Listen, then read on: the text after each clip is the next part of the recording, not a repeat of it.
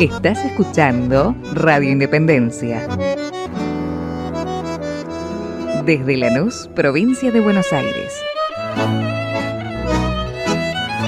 Bien, estoy en contacto nuevamente con la señora Elsa Brusone, secretaria del CEMIDA. Elsa Brusone es especialista en geopolítica, en defensa y es profesora de historia también. Elsa Brusone, muchas gracias por atendernos. Bienvenida a Radio Independencia, bienvenida a Retrovisor. ¿Cómo está usted? Muy bien, gracias. Muchas gracias a ustedes por recibirme. No, al contrario, al contrario. Bueno, Elsa, estuvimos conversando la semana pasada, una entrevista que tuvo muy buena repercusión, y durante esta semana tenemos novedades de que, consolidando aquella amenaza del primer ministro británico de reforzar los misiles nucleares que hay que ellos tienen por todo el mundo, pero específicamente en Malvinas y apuntando contra nosotros, por supuesto. También hay una amenaza o un aviso de que se van a realizar ejercicios misilísticos, o sea que va a haber lanzamientos de misiles desde Malvinas. ¿Cuál es la posición de Argentina desde Cancillería, si tienen esa información? Bueno, desde Cancillería tengo entendido que se han manifestado en contra y que, bueno, han sacado comunicados rechazando estos ejercicios, que además son violatorios del Tratado de Tlatelolco, porque el Tratado de Tlatelolco declaró a América, todo lo que es América Latina, a mí me gusta decir nuestra patria grande o nuestra América, sí, zona libre de armas nucleares.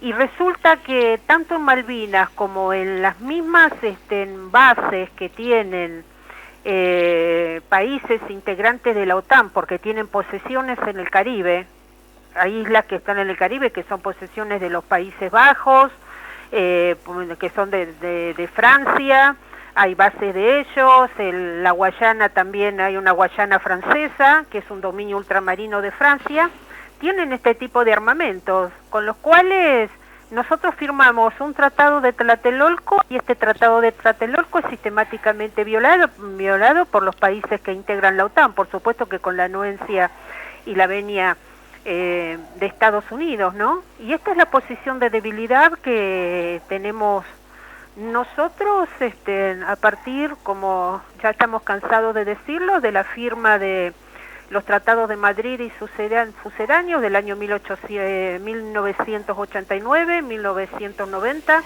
y 1999, que significaron la rendición incondicional de Argentina ante Gran Bretaña. Nosotros le tenemos que avisar a Gran Bretaña absolutamente todo. ¿Qué defensa vamos a tener? Hasta si compramos un revólver, lo que sea que nosotros compremos de armamento, tenemos que avisarles a ellos. Y lo que nosotros compremos está supervisado también con ellos.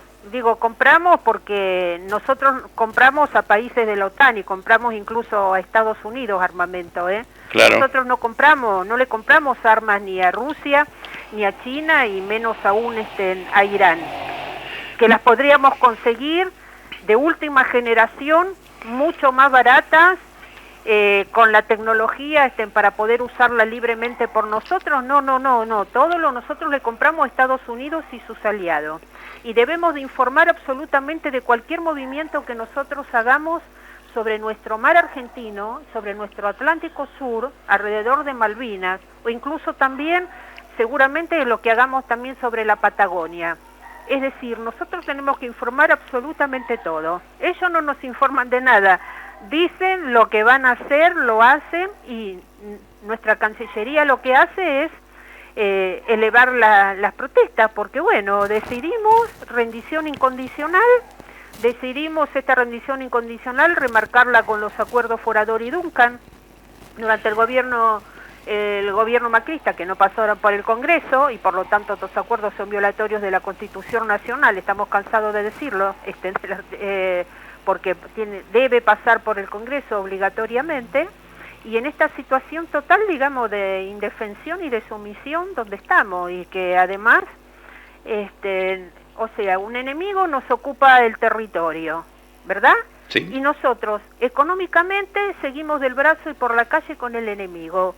Le hemos dado al enemigo nuestros hidrocarburos, nuestros minerales, nuestra biodiversidad, le damos nuestra tierra, le damos nuestro gas, todo lo que a nosotros se nos puede ocurrir.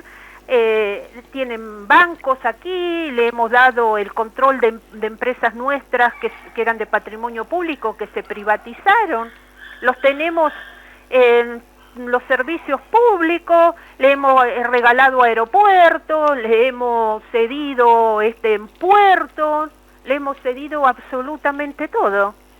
Ahora, ¿qué diferencia hay entre estos ejercicios que se están anunciando y los ejercicios anteriores que hicieron junto con Estados Unidos, que nos costó un submarino, ¿no? Perdón, un submarino y 44 vidas, por supuesto. Sí, que todavía seguimos esperando en justicia, ¿no? Y esperamos que por la doctrina de responsabilidad de comando que fue instalada a partir de los juicios de Nuremberg contra los nazis y después los de Tokio contra los japoneses, ¿no? Por lo que sucedió en la Segunda Guerra Mundial y que es derecho internacional, esa responsabilidad llegue hasta el que era entonces el ex ministro Aguad y llegue hasta el expresidente Macri como comandante en jefe de las Fuerzas Armadas, que también ellos tienen que sentarse en el banquillo de los acusados, ¿eh? Así es. Porque claro, por la doctrina de responsabilidad de comando, es decir, la responsabilidad nunca se pierde. Usted puede delegar funciones, pero jamás delegar la responsabilidad y le corresponde, por acción o por omisión, usted es culpable. Por acción, si usted dio órdenes que no eran legales, que no eran correctas, y esas órdenes se cumplieron. Y por omisión, si se han cometido distintos hechos que también no son, digamos, de acuerdo con la ley o no corresponde, tal cual como debe ser, que son violatorios, y usted no hizo nada en eso para poder jugar, averiguar qué es lo que sucedió todo y dar el castigo, el juzgamiento a quienes fueron los responsables que lo merecían. Pero la responsabilidad es completa, llega hasta el presidente de la República, porque en nuestro país el presidente de la República es el comandante en jefe de las Fuerzas Armadas, como lo es prácticamente en todos los países del mundo, no solamente en Argentina. Así que la doctrina de responsabilidad de comando le aplica a todo. Y bueno, están aprovechando la debilidad que tenemos nosotros, saben que cuentan con el apoyo de Estados Unidos. El jefe del Comando Sur, el almirante Craig Faller, que estuvo en Ushuaia y no fue recibido por el gobernador Gustavo Melella, porque el gobernador, como bien lo escuché yo, para él es un amigo de un enemigo que está ocupando parte de nuestro territorio. Claro.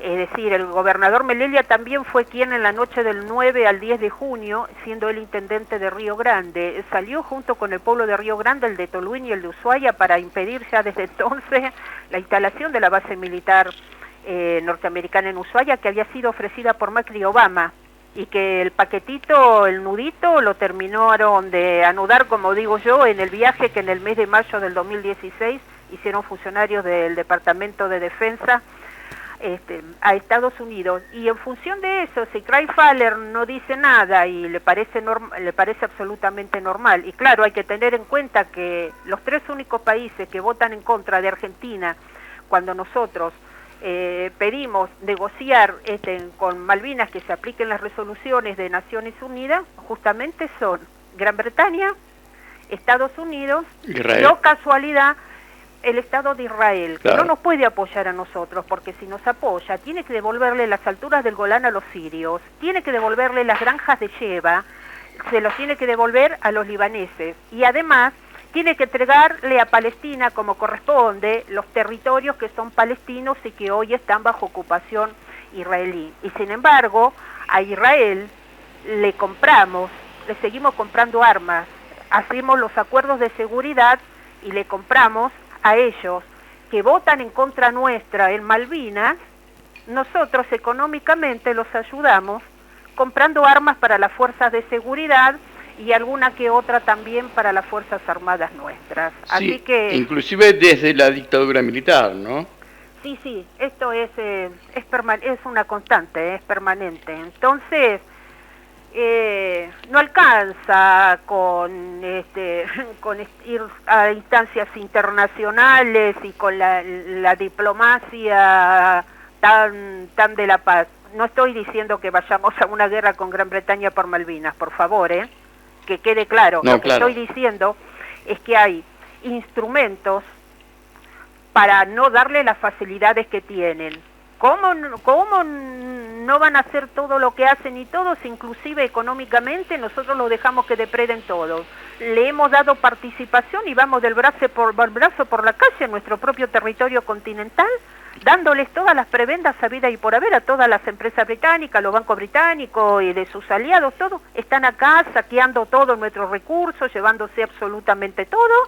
Entonces, les facilitamos, les sale baratos a ellos tener las islas. Ahora, si le tocáramos el bolsillo, cerráramos todos los grifos, denunciáramos todos los tratados como tenemos que denunciar, y la cosa sería distinta. Quizás ahí los obligáramos a sentarse a la mesa y a devolver las islas.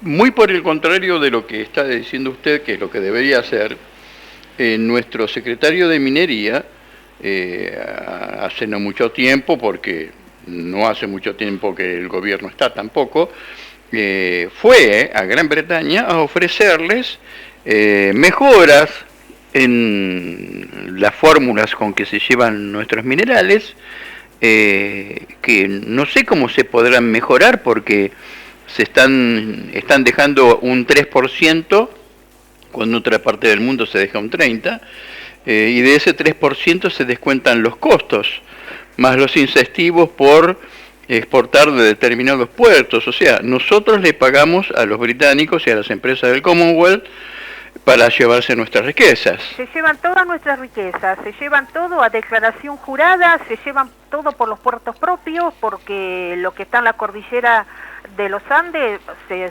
despacha por todos los puertos que están a lo largo del río Paraná. Por eso también es la importancia estratégica que tiene el río, mal llamada hidrovía Paraguay-Paraná. Así es. Por ahí también se va parte de nuestra riqueza, a simple declaración jurada en sus propios puertos, y se declaran más de lo que se llevan, porque cada vez que se han roto el mineraloducto de Minera a la Lumbrera, hemos descubierto que junto con el cobre, con el oro, con lo que ellos decían que se llevaban alrededor de 100 minerales nuestros, que quedaron en la ruptura.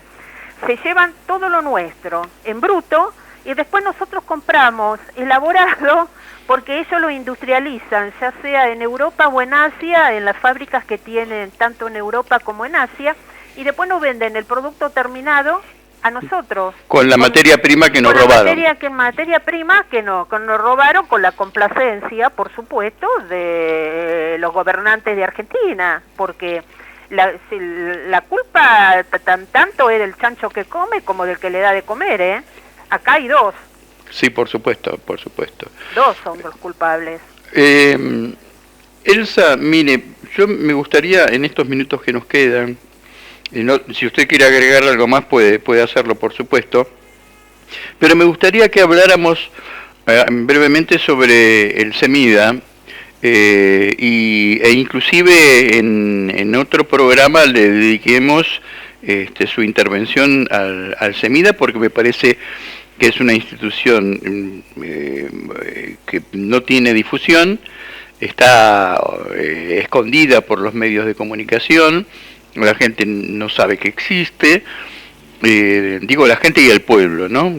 Para mí el pueblo tiene una connotación ética diferente diferente que la de la gente, que sencillamente... Así es. Me molesta profundamente cuando hablan de la gente. No, hay que hablar de pueblo y hay que hablar de patria. Claro, pero tiene que haber una gente que merezca ser llamada pueblo también, ¿no? Bueno, sí, pero a mí ese término cuando usan la gente, no. Es un término... No me gusta. No, un término legrense, ¿no? De Mirta Legrand. Sí, me molesta profundamente, me molesta profundamente, porque cuando yo veo que, digamos, que nuestros trabajadores, nuestros médicos, nuestros enfermeros, nuestros desocupados, nuestros jubilados, bueno, todo aquel que hace changuita, nuestros que viven en las calles, en las villas y todo eso, esos son pueblo, no es la gente, ese pueblo, es pueblo eso. Sí, hay cierto sector que creo que no merece semejante palabra porque es una palabra cargada de valor. Sí, pero no sabemos a qué sector no le corresponde, pero el resto, que son la minoría, pero el resto... sin duda. ¿Por qué nos habla un poquito del CEMIDA? CEMIDA es el Centro de Militares para la Democracia Argentina y vio la luz el 15 de noviembre de 1984 y 15 días después nos pusieron una bomba que nos voló las instalaciones. Por supuesto que se hicieron las investigaciones pertinentes, pero nunca se encontró a los culpables, tampoco recibimos reparación económica, así que tuvimos que rehacer todo lo que fue afectado por la bomba nosotros, tanto en las sedes de la organización como en el resto del edificio, porque la bomba causó daños en los 6 pisos que tiene el edificio donde estamos. Nació con la consigna de defensa de la democracia, nunca más un golpe de Estado en Argentina, y por verdad, memoria y justicia, buscando que quienes hubieran cometido violaciones a los derechos humanos fueran llevados a la justicia con derecho a la defensa que no le dieron ellos a sus víctimas, y que fuera la justicia la que determinara el grado de responsabilidad que tenía. Y nació también con el pensamiento de afianzar la unidad en la diversidad de nuestra patria grande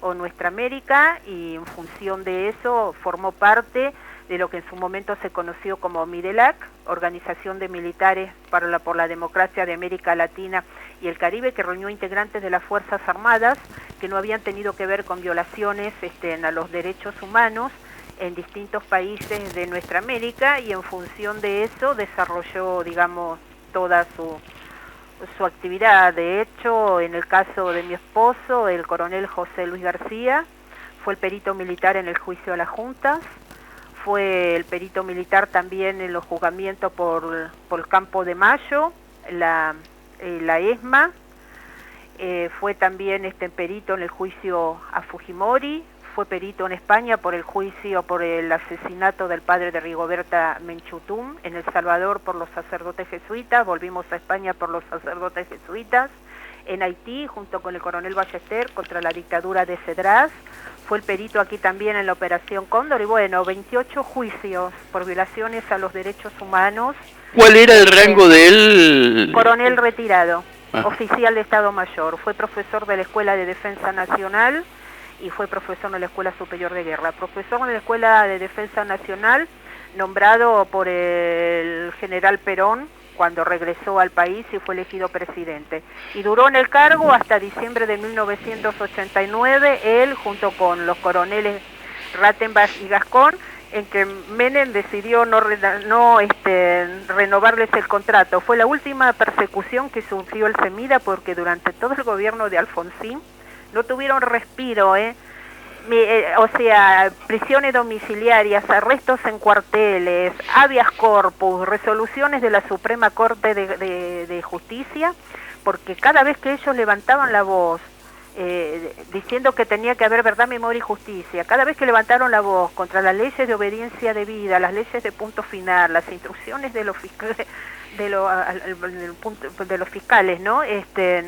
Todo lo que eran, cuando ellos abrían la boca, eran simultáneamente castigados, mientras los que, digamos, salían a hablar libremente y reivindicaban toda la dictadura cívico-militar eclesiástica, a eso no le pasaba absolutamente nada. Así que se imagina la historia que tenemos. Yo estoy escribiendo la historia del CEMIDA, porque soy la memoria viva, estoy desde el comienzo de la organización Así que tengo todos los archivos, tengo los papeles, tengo los recuerdos, tengo todo, que creo que va a ser muy muy sabrosa, porque hay muchas cosas que no se saben, hay muchas cosas que vamos a develar, hay cosas, bueno.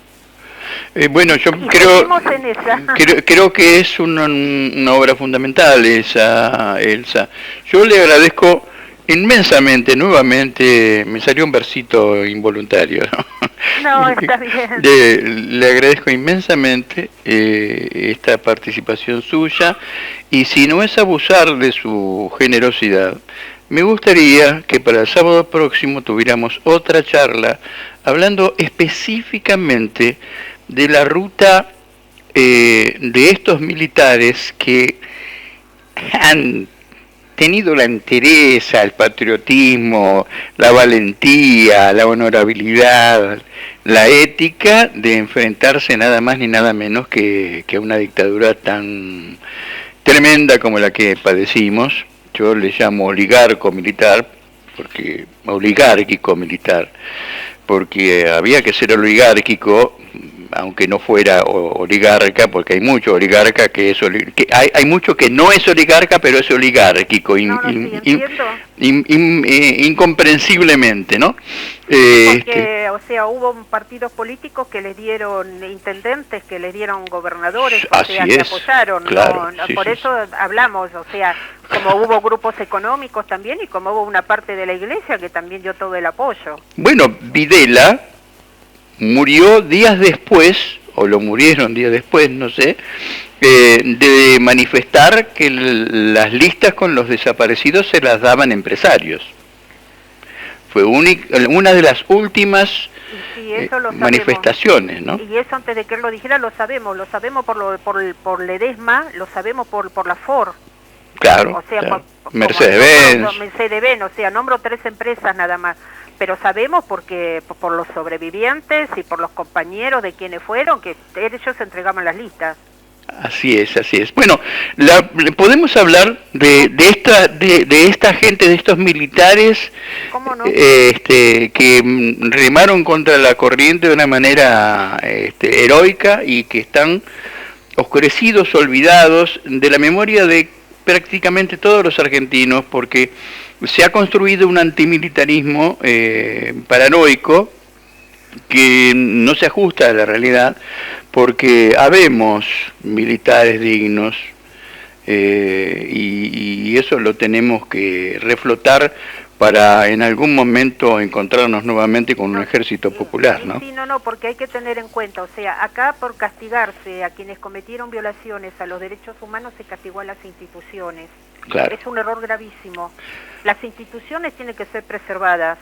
Lo que usted tiene que castigar es a los que están adentro, que cometieron los delitos. Y hoy en día, quienes salen, quienes egresan, no tienen nada que ver con aquellos. Imagínese, claro. Yo en el año 2010 estaba dando charlas en Jujuy a oficiales y suboficiales, ¿no?, del ejército argentino.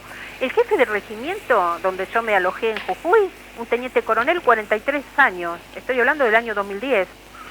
Los sí. Oficiales jóvenes, los suboficiales me decían: nosotros estamos pagando por lo que hicieron los otros. Claro. Y nos siguen castigando. Y los empresarios no pagó ninguno. No pagó ninguno. Estamos esperando a ver cuándo van a pagar. Claro. Elsa Brusoni, le agradezco muchísimo. No, gracias a usted. Le mando un gran abrazo y la comprometo entonces para la semana próxima hablar de todos estos héroes escondidos. Hablaremos. Un gran abrazo. Igualmente. Hasta luego. Desde Buenos Aires, República Argentina, transmite Radio Independencia. Y al mundo en www.radioindependencia.com.ar.